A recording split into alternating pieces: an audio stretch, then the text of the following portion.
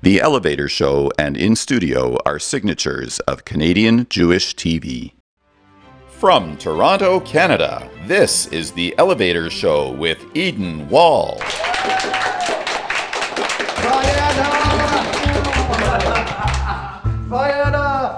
Welcome everybody to The Elevator Show. We're very excited because we're taking the talk variety genre from the studio and to the elevator of all places. Hey, Lori, how you doing? It's amazing to see you. Welcome to the Elevator Show. I'm just honored to have you. I love your product. Thank you so much. You know, yard site calendar. And are you nervous? Is the first time you're on an elevator show? It's the first time on an elevator show, I have to say. You know what? Once you go elevator, you're never turning back. You're never turning back. I love it. Thank you. It's a small space, a little bit of noise. That's all. A little bit of noise. First time on television or not really? Not really, no. When my kids were young, I did a couple of little things with them. Yeah. The first time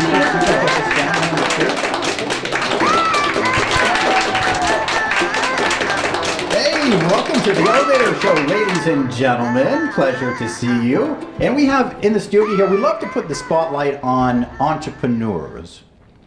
And you would consider yourself an entrepreneur, yes? I think so, yes. Yeah, how about a big welcome for Lori Nussbaum? They love you. So we're short on time here. But I wanted to have you here because I thought what you are doing is just really, really interesting. Now explain what you are doing and where you got the spark to this idea. In a very short period of time, I will tell you. Where I got the spark was I was looking to transition out of corporate, where I had been for most of my life, but very bent on not-for-profit and doing something to make a difference, a lasting difference in people's lives. And I knew the person who owned a glass factory, so I wanted to do something with glass. And then a dear family member died. And so putting everything together, took about 4 days of thinking and talking to different people and came up with this idea to make a lasting memory, just so that no one would forget. A yard-side calendar, that's really what it is. What we did was etch the 20 years of yard-side candlelighting into glass, onto a beautiful piece of art. So again, we have to be quick here. Tell us exactly how you make this incredible piece. It's just incredible.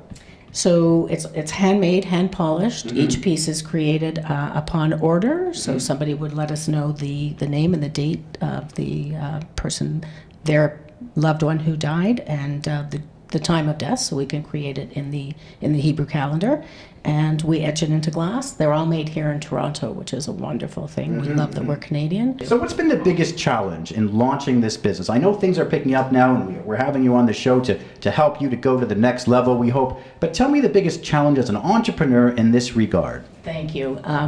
Well, we didn't have a lot of choices in the Canadian market.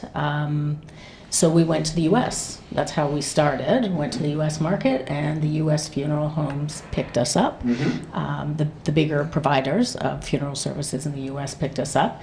And I really want us to become more Canadian. So thank you very much for giving us that opportunity. Now, why haven't, sorry to interrupt you, why haven't the funeral homes, the Jewish funeral homes picked you up? It would seem like an obvious fit. You know what? I really don't know. To be honest, I haven't actually gone to the couple that there are in Toronto and Montreal. Not since we started, because we had the ability to go directly to the U.S. and they put us right across the U.S. So, but I'm happy to go direct to the public because I get calls all the time from people who see it and asking where they can get it.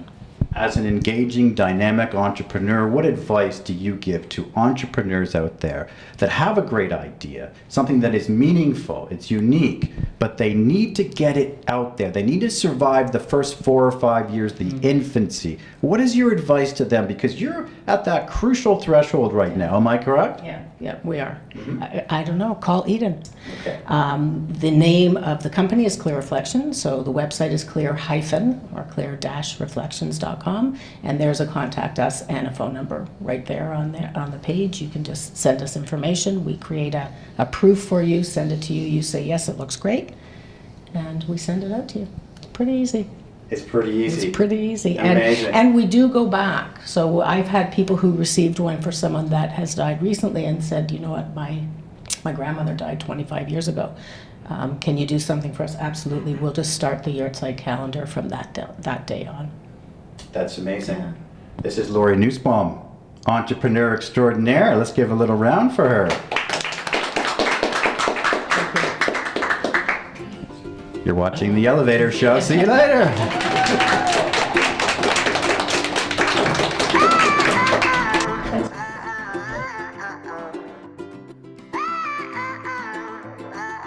You're watching The Elevator Show with Eden Wall.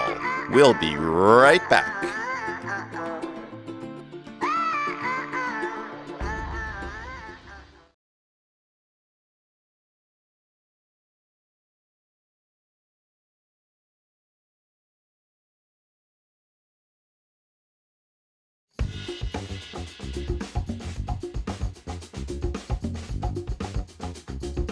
You're watching The Elevator Show with Eden Wall. Well, welcome back to The Elevator Show, my friends. We wanted to do something special. And when I say special, it's because I'm surrounded by special people on my crew. And I wanted you guys to have a chance to meet these people that help me in such a meaningful way to make The Elevator Show what it is. So I have a great announcer this year. His name is Sheldon, Dr. Sheldon Goldhar. And Shel, thank you so much. Great to be here. For being the announcer on The Elevator Show this year. Now, do you want to tell the audience how we met and how I snagged you from obscurity? The diamond in the rough. I would love to tell this story. Very unusual story. Yeah. I've been told since I was a youngster that I have a great voice for radio. You do. And a face too. And I always just kind of jokingly said, yeah, in my next life I'll be a weatherman or a TV broadcaster or a radio broadcaster of some kind, but just jokingly. Yeah. One day, several months ago, I was in a nearby fruit store just picking up some fruit. We should mention the name of it, by the way, just to give them a plug. Sure, Glen Eden. Like the name of that. Awesome fruit. I like the name of that. Yeah, I know. Glen Eden. Yeah, a little bit of a connection there. Maybe it was fortuitous. Picking up some fruit. What kind of fruits, by the way? What kind of fruit? Can't remember. But audience wants to know you, Sheldon. If it was me, fruits? It had to be clementines because my family and everyone in my office all know that I love clementines. I eat at least 2 or 3 a day.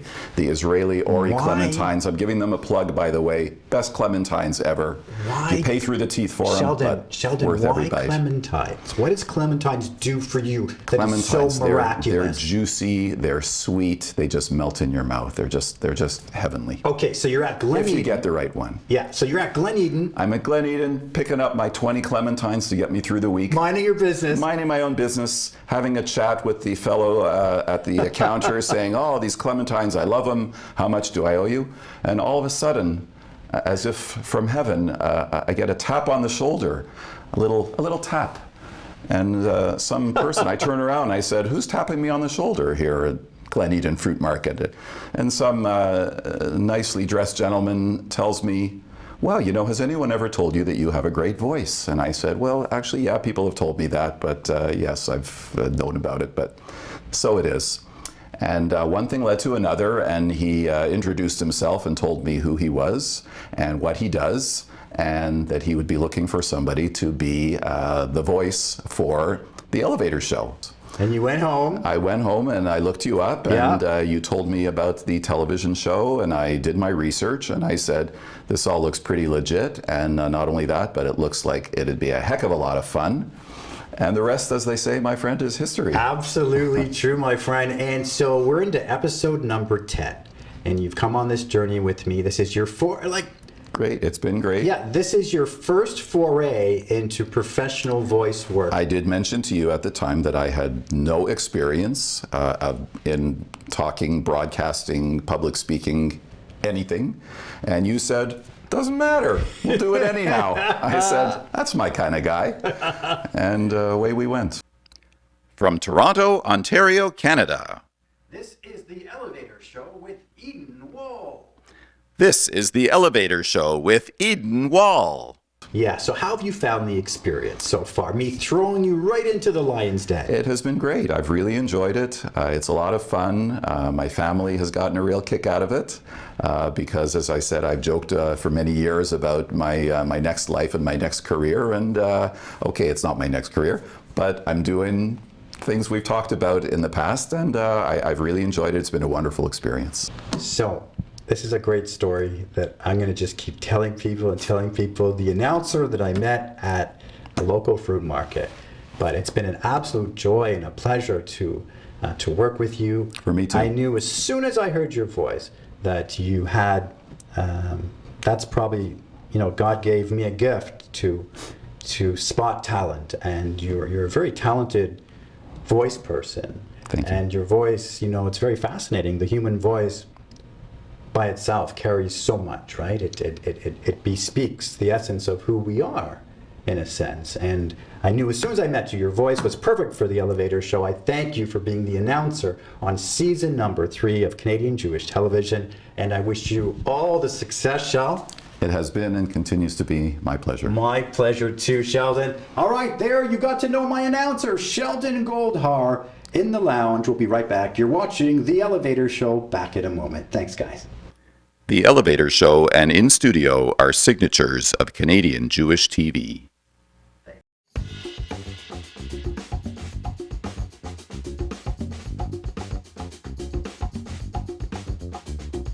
You're watching The Elevator Show with Eden Wall.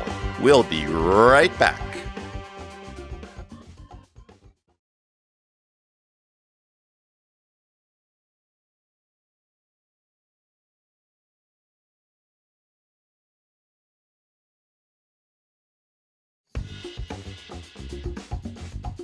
You're watching The Elevator Show with Eden Wall.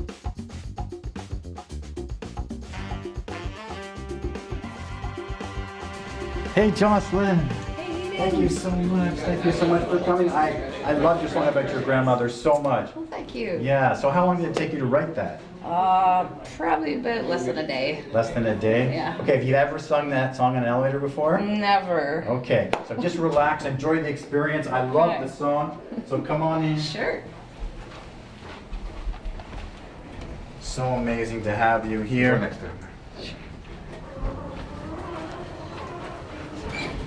Yeah, the Elevator Show. What do you think? Yeah, what do you think, Joss? I think this is pretty awesome. Unique. Unique, Fun. yeah. Yeah. Yeah, so just relax, and we all love the fact that maybe you can just tell them you wrote this for your grandmother and Sure. just speak about your grandmother for a minute. Sure. Or something like that. At Canadian Jewish Television. Okay, we're in the stretch run of the Elevator Show, and one of the great thrills for me is to introduce to you up-and-coming stars. Sometimes you see somebody and you say, wow, they got something. You see talent in its nascent, coarse form, and they're going to be big one day. And it's my pleasure to showcase to you today a woman who I believe is going to be very big one day. She wrote a song about her grandmother.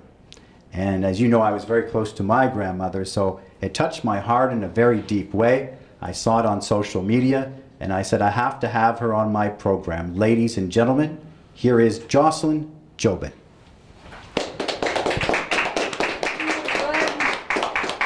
Nice to meet you, everybody. Thanks for coming on out. I wrote this song less than 5 years ago for my grandmother, who is now 91, and her name is Edith. And when I was a little girl, I was terrified, like petrified of thunderstorms. And she used to hold me and rock me, and she'd say, don't be afraid of the thunder, my dear, for it's only the sound of my heart that you hear. She doesn't remember that, but that's okay. She still loves the song, so I'm gonna play this for you. It's called The Sound of My Heart.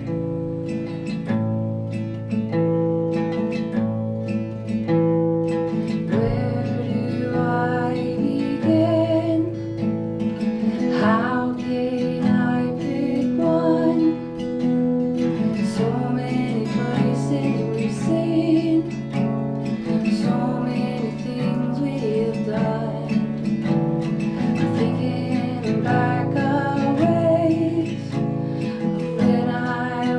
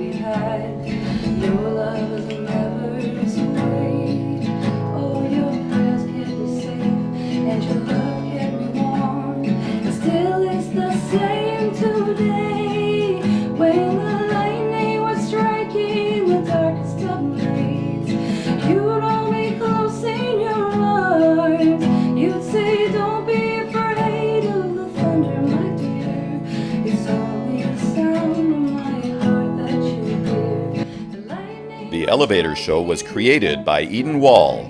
Don't touch that clicker because Canadian Jewish TV returns after the break with In Studio, hosted by Susan Minouk.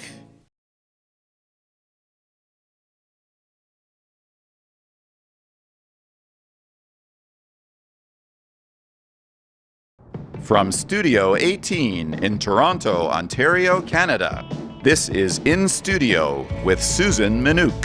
In 2012, Dr. Faith Banks opened Midtown Mobile Veterinary Hospice Services. The practice, the first of its kind in Toronto, would allow Banks, along with her current colleagues, to offer patients in-home geriatric care and euthanasia services. Equally as important, Dr. Banks devotes time to offering pet owners and families the emotional support needed when grieving the loss of their departed pet. Welcome to the studio, Dr. Faith Banks. Dr. Banks, hi. Hello, nice to see you. Nice to see you too. Dr. Banks, why did you create a mobile vet service in the first place? What was the impetus? Well, I had been a vet for about 16 years already. I've been practiced for 26 years now. And 16 years in, my dog started getting older.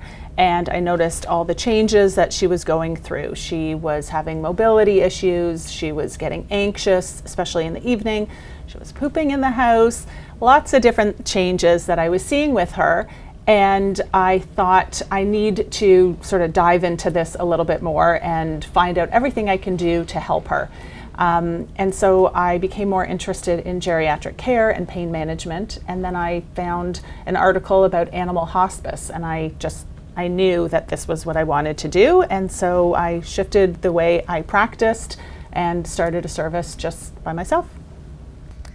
Faith, please share some of the ways you help pet owners and their pets in your home visits. So I think we help them in many ways. It's obviously a very sad time for them, and it's just heartbreaking. But being able to be at home relieves a lot of stress for the family that we're helping and for the pet because they're in their favorite place, which is their home.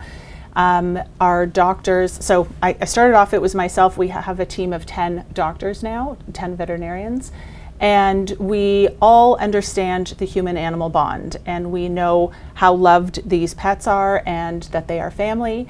And so when we give information and share sort of what is happening and what path either the disease is going to take or what the in-home euthanasia will look like, we come from a place of compassion and understanding and support as we help navigate through that time with the family.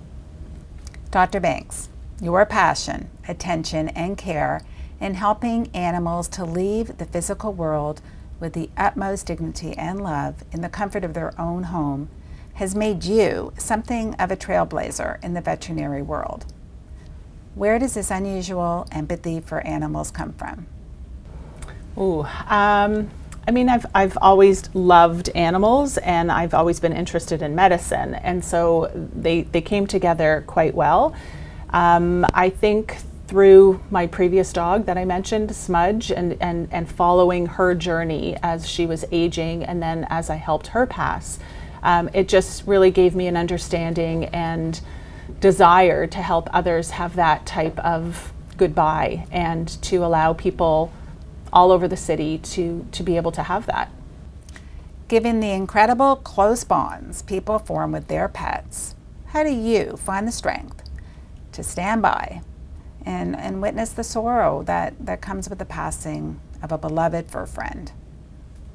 That's a good question. And you know, we go to someone's house and we open the door and the first thing they say is, "You have the worst job in the world." And you know, by the time we leave their home or by the time I leave, they get why I do it. And I feel that it is really an honor to be there and to walk the family through the process and to ensure that the pet has the most beautiful, peaceful, loving goodbye that they can have. And although it's sad, I feel good about what I'm doing because I know that I'm doing good.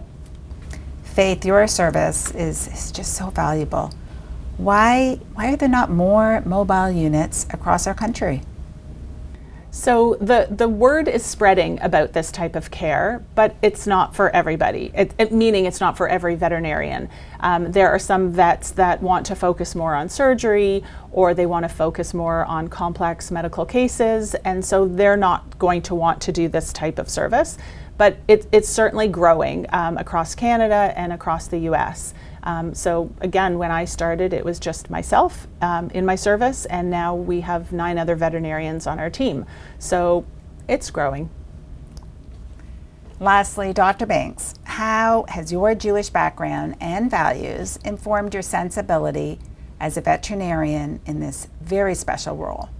Well, I'll tell you about a new service that I've offered that does make me reflect on being Jewish, and that is a service called aquamation. And most people are probably thinking, I have never heard of such a thing. It is basically water-based cremation. So with pets, typically aftercare is flame cremation or regular cremation.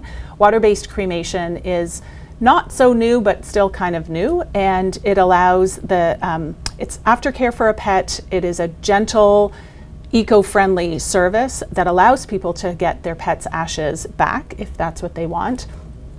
And I think about it from the Jewish point of view because most Jews don't want cremation for themselves or their pets. And so this is a different type of service that allows the water to do the work instead of the flames. For a parent, I can't thank you enough for all this information. It's really important, and it's good. Thank you. Thank you. You're watching In Studio with Susan Manouk. The Elevator Show and In Studio are signatures of Canadian Jewish TV.